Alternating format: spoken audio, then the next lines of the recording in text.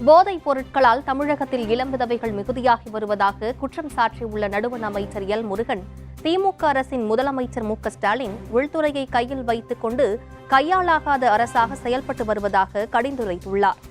கஞ்சா, போதைப்பொருள், சாராயம், மது இது எல்லாமே கிராமங்களில் இன்றைக்கு அனைத்து கிராமங்கள்லேயும் இது ஒரு பெரிய பிரச்சனையாக இருந்து கொண்டிருக்கிறது. இளைய சமுதாயத்தில் ஒரு பெரிய பிரச்சனையாக இருந்து கொண்டிருக்கிறது. பல கிராமங்களில் இளம் விதவைகள் எண்ணிக்கை அதிகமாக ஆகிக்கொண்டிருக்கிறது.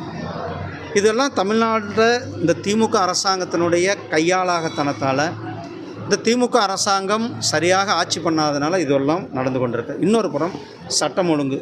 இன்றைக்கி சட்டம் ஒழுங்கை தன்னுடைய துறையை உள்துறையை கையில் வச்சிருக்கிற முதலமைச்சர் செயல்படாத ஒரு முதலமைச்சராக இருந்தனுடைய விளைவு தான் இன்றைக்கு இந்த அளவுக்கு லாக்அப் டெத்துகள், சட்டம் ஒழுங்கு பிரச்சனை, கம்ப்ளைண்ட் கொடுக்க போகிறவங்க கூட காவல் நிலையத்தில் தாக்கப்படுகின்ற சூழ்நிலைகள்லாம் இந்த முதலமைச்சர் பொம்மை முதலமைச்சராக செயல்படாத முதலமைச்சராக இருக்கிறதுனால தான் இதெல்லாம் நடந்தது.